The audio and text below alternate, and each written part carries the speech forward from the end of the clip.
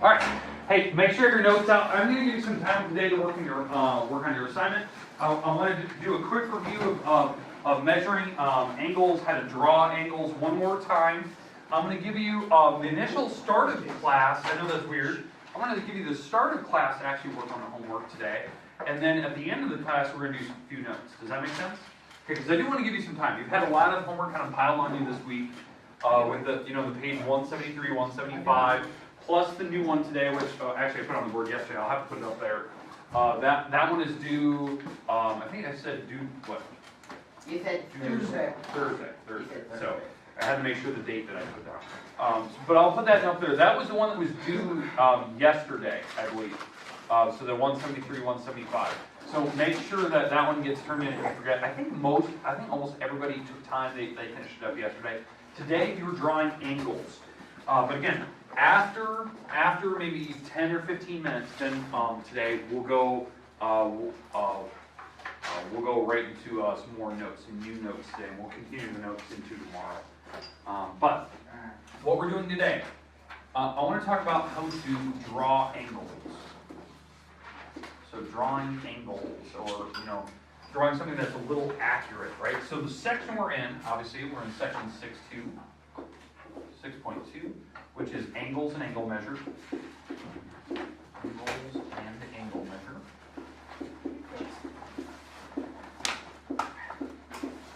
Okay. The big thing that we need today, obviously, when we're going to actually sketch a drawing, we're going to draw angles or sketch, however you want to refer to it, right? There is one tool we're definitely going to need. Obviously, we're going to need the protractor because we need to be as accurate as possible. So protractor. That will help us kind of measure angles, figure it out. Now, the second thing we're going to be doing today is actually measuring angles. I know there's a couple of problems in the book. They're going to ask you to measure angles. Now, you're probably wondering, okay, why are you bringing that back up? I want to talk you through a situation that could happen when you're actually trying to do the homework in the book. If you actually haven't started yet, I want to explain it. Well, let's talk about drawing angles. This is the easy part of today when you draw. And you have, I think, 10 of these you have to do for the homework. Okay. So let's say I want to draw let's go 132 degree angle. So draw an angle. So we're going to go 132 degrees. What type of angle is that? Obtuse. Okay, so this is obtuse. The reason why I like you to know the type, that way you can get an idea of like what it should look like. Obtuse is big, acute is small, right's a perfect L shape, straight is the straight line, opposite rays. But obtuse is big. When you draw, we need to make sure that you use standard position. That's what we discussed yesterday. That was our big topic. Now, when you draw standard position, you start with the line going horizontal to you to the right, like this, horizontal. So use the blue lines on your paper, and then you open up counterclockwise, this direction, and you go to 132. Now, how that works, when you have your protractor out, okay, I'm going to use my old school one, okay? When you have your protractor, you place the little circle right on where your endpoint is, because that's a ray. You make sure that you line up the black line for you. For mine, I just have to line up where 0 is at. And once I have that, then I count up, and I'm using the inner track numbers, because we're counting up. 0, 10, 20, 30, 40, 50, 70, 80, 90. And I go to 100, and I want to mark 132. It's almost right there. Okay, so I'm going to mark from my hand. It was right here. That's where 132 was. So then I just use either a ruler or straight edge, or use my compass and complete that angle. Like that is 132. That's exactly what I want to see on paper today. Everyone's drawing should look the same because everyone's drawing horizontal to the right, and you open up counterclockwise. Does that make sense? Okay, I don't think I need to warn you about that. Now, the second part of the homework, which I'm kind of worried about. The second type, and actually the first type, and that's even the actual homework. You have to measure angles. Now, you guys were good at this yesterday. You did it with some of your partners. But the problem is a weird situation that's going to happen. Okay? So we're going to talk about how to measure angles. Now, the measuring of angles, we obviously use degrees, right? That's kind of what we're doing. Right? So you use your protractor to help you find out what degree it is. You should guesstimate what it is first. That way you kind of know, am I in the ballpark? So what I mean by that, you need to use your common sense to figure out, to guess what the number is. And what will help you is to know what type of angle it is, or classification of angle. It gives you like a range you can go through. Yeah, exactly. So if you know, like, it's obtuse, you're between 90 and 180, right? Because I'm going to always have somebody, some person that's going to measure an angle and they're going to go, oh, it's 20 degrees. And they're looking at it and it's big, like my angle's like this. Like there's no way that should be a 20-degree angle. It's way too big. So like knowing that this is obtuse and I want to measure it. Okay, so common sense. Now, that's not the part that I'm worried about. It's this. And this is what you're going to experience in your book. They're going to give you a picture, and it's really small. It's just tiny. And when you put your protractor on it, you're going to have this situation like this. You can hardly see what's going on. Like, it's not even going very far, and you're trying to line it up, and you can't see where it's going. What I would do first, and you're allowed to do this in my book with a pencil only, you're allowed to extend the walls further. The lines, not a pen, pencil only. So you can take a straight edge if you need to in my textbook. I'm totally fine with you doing this. And you can extend the walls further. Okay? It's not going to change anything. That is totally fine that you can do that. The reason why I would do this is because now it's easier to measure. What I mean by easier to measure is that you can put your protractor down and you can have that safety that you know that it's going to actually hit the number that you're looking at, right? So if I line up zeros, line up the dot, line up 0, 10, 20, 30, 40, 50, 60, 90, 105, 6, 106 degrees. Because I got to 100 and I didn't get to 110, so it's 106. And again, I'm using the inner track numbers. So it's 106. Makes sense that you can extend it. Now, the other thing, and this is the other problem, because I said there was a couple things I was kind of worried about, other than extending the walls and using common sense. If your angle in your book looks like this,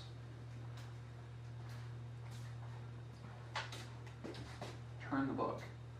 Just turn the book so that the angle, looks like what we're normally used to seeing, something like this, where you have one of the rows flat against you. Horizontal. So you can turn this, your book, so it looks like this, and now it's easy to measure again. 90 degrees. Yeah. So just kind of turn it to wherever you need. I don't know how they're going to look, because now you can line up where 0's at right in front of you, or the line, and now you can count out 10, 20, 30, and it's about 36 degrees. So that's 36. So the reason why is that when most people measure, they'll do something like this. And they're like, oh, it's 150 or something like that. But you have to line it up. You have to line up one of the walls, so it's easier if you just turn your book. So you kind of see where the horizontal line is. Okay. Okay, questions with what I would like you to do. Okay, I'm going to put the homework back on the board. I'm going to give you about 10 to 15 minutes to work with that. Just kind of work. Kind of work through the homework.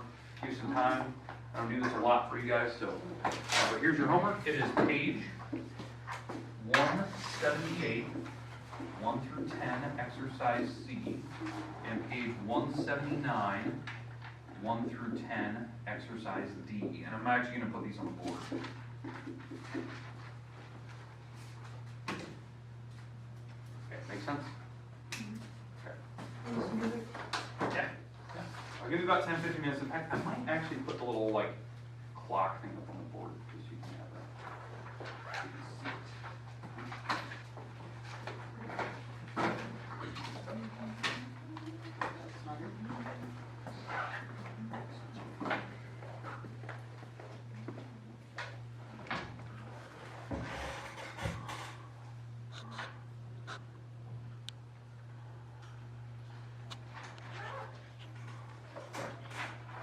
I've got pages like this. Okay, so what we're going into is section 7.3. That's the one we're going to really kind of take a look at tomorrow at pretty much kind of the end of class, actually maybe the beginning of Does it happen to be an introduction to polygons? It happens to be. Today, the goal is to know what a polygon is. That's the whole goal today. That's it. I just want you to know what a polygon is before we even remotely try to go into it. So, what we're going to start with is the definition of the word polygon. Because I think some people have a misconception what it is. Your book does not do a very good job with this. In fact, it has no definition. So, it really requires that, really requires that you have prior knowledge on shapes, right? But it doesn't really explain, like, there's a certain way of drawing shapes so that you're guaranteed to have the same shape as somebody next to you, other than, standard position for angles. All right, so this is what most books say. I put this in air quotes because that's like paraphrasing from the book, right? Polygons are composed of many angles. That's the way your book and other textbooks refer to polygons. That's terrible. It doesn't explain anything what a polygon should look like, how to draw it. It just has angles in it. Okay, you guys are good with angles. We've done those, right? That's what we did today. If I had 100 angles, would it be a polygon? It's a polygon. But there's a very specific way we need to draw them to guarantee that it is a polygon. So here's some of the stuff I've collected over different textbooks, not just yours. Okay, so number one, they have to be composed of what they call, quote unquote, coplanar segments. Now, segments you guys are familiar with. They're sticks. They have a starting and stopping point, right? Two endpoints. That's a segment. But the word coplanar means they have to be on the same plane. We talked about planes. What are planes for this? For us? What have we talked about? Not here. I guess have 3 dots. Has to have 3 dots, and what else? You're right. That is part of the definition. Instead of 3 sides. No. Plane. Where have you been? Has 3. You've been. You're not talking to me. Planes have 3 points, non-planar points. They can be in a straight line. Talk about that. It's a limitless flat surface. Doesn't stop. So my marker board can represent a plane. If you were to imagine that it extends in all directions, right? So what they're talking about is we're going to draw a bunch of segments that are all connected, but they're on the same flat surface. Now, does that make sense? So there's no weird bends in the road, and some shape is drawn up here on my marker board, and then it continues on a piece of paper attached to the marker board. That would be silly. That's not what we're talking about. They have to be on the same surface. So connect a bunch of segments. Now, the way you connect the segments is important. Question? Are planes we're talking about have anything to do with why they're called airplanes? Not quite. No? Not quite. We'll discuss that later. Oh, really? All right, now, composed of coplanar segments, right? Number one, when you draw these segments, they have to hit 2 or more others. They have to hit 2 or more others. So each stick has to be connected to 2 or more. So, okay, Dalton, you actually said it earlier. How many sides do we need? 3. Because think about this. For every segment that I draw, it has to be connected to 2 or more others. So if it's connected to 2 others, There's 2 sides? that's 2 other sides, which makes a total of 3. That is the bare minimum size. So what shape is that? Triangle. Okay, you guys are good with those shapes, right? That's what most people think of polygons. They think of like the objects, but they don't really think about how do you draw them. There's like a limit, right? There's a certain style. We draw segments, they're all drawn on the same surface, has to be connected to 2 or more. Now, there's other rules that most people don't think about. Each one that you draw has to only intersect at endpoints. So what I mean by that, when I'm drawing these sticks, they can only touch at endpoints. So I can't have a drawing like this.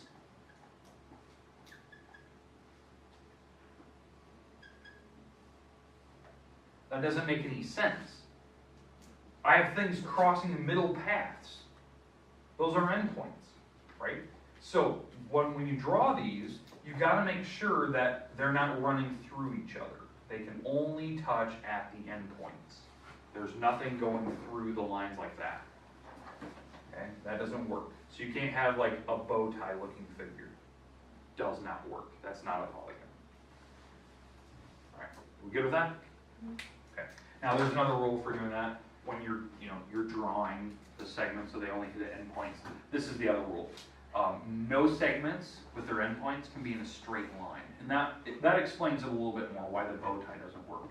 That when you draw the segments, they cannot be collinear with each other. Collinear is, I think that was a word we talked about when we were talking about planes. Collinear is when you have 3 dots in a straight line. You cannot have that. That doesn't count as a wall for a polygon. Okay, there has to be some bend in the road, like this. There has to be a bend in the road when you draw polygons. Because what's in a polygon? Angles. Not straight angles, angles. Big shape neighborhood. Yeah, that's the idea. We're just going to be composed of a lot of different angles. But that's the rules for when you draw it. Do I expect you to memorize those rules? No. What I expect you to know is basically you draw segments, you connect them, don't overlap. That's what I want you to know. Make sense? Now, a lot of vocab there, right? We talked about segments, we talked about coplanar on the same flat surface, talked about collinear when they're in a straight line, so endpoints, obviously, vertices, I think that's what we're going to use. That's going to be one of our new words today. All right, so new vocab words. Vertex. That's one of our new words today. We've already talked about the word vertex, correct? We've had it before. We talked about it when it was with angles. But now, when we have shapes like this, when I go back to that triangle, this is a vertex. That should make sense. Because when you had angles, if you think about when we were drawing angles before, like this angle where the 2 rays meet, that was a vertex. So, but when I have my drawings, when I have my other pictures, right, when I have my other walls, do you see that I have angles in every corner? That's why they're all vertices, they're all vertex. It just depends on which one you're looking at. So that's the idea. So that's called a vertex. Sometimes they call them endpoints, but they're the points where things cross. They're intersection points. Here's the funny thing, and this is something we never really discussed. How you actually make a point. Like a point, a dot. It's when 2 lines cross. That's what makes a point. Well, this is the part that it's hard to wrap your head around. To make one single point, you need 2 lines crossing. Because that's where they meet. They meet at an intersection point, like you're seeing up there. Dots, vertices. But what do you need to make lines in the first place? 2 points. Isn't that weird? You need 2 points to make a line, but you need lines to even make the points in the first place. Where they cross. That's what makes the point. What happened first, the chicken? Exactly. It's really weird. It's that weird twist. Alright. But that's a vertex. Now, the other words that we need to discuss. The sides of the picture. When I had that triangle up there, right? The sides, we also call them edges. Like flat edges to the shape. So you might hear me refer to that. They're segments, sides, edges, whatever. Okay? Everyone understand some of the basic vocab? Okay, so that's how we draw polygons. That's the part I wanted you to know really bad. Now the things we are going to go into, obviously, what we're going to be going into tomorrow. We're going to be going into the different classifications of polygons. So one of the shapes we had up here earlier was a triangle, right? That's the first type. That's the classification. Tomorrow we're going to try, if we have some time, we're going to go through all the different names. There's a ton of different polygons. So we're going to go through all those classifications. There's a couple other vocab words we're going to throw in there. That'll be kind of a start tomorrow, but that's kind of where we're going to pick up. But this is the part I want you to know today.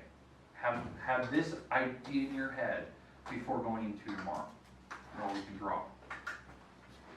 Okay, we're going to do a couple activities tomorrow, which I think we find kind of fun, and it kind of deals with this, deals with polygons, deals with angles, and then we'll be going into some notes tomorrow. We'll continue this idea in PowerPoint. We don't do PowerPoints in here a lot. This is good because we have a lot of vocab words coming up. Okay, you good? Yep. Okay, let's do it. All right. Now. Really want the big pizza. There's 4 minutes. Ignore this. This is geometry. Yeah.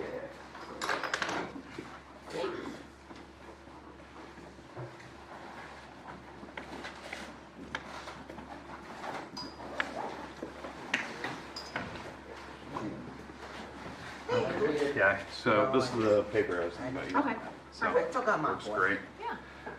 Hard part is we're gonna have to try to make it fit. Yeah. Yep.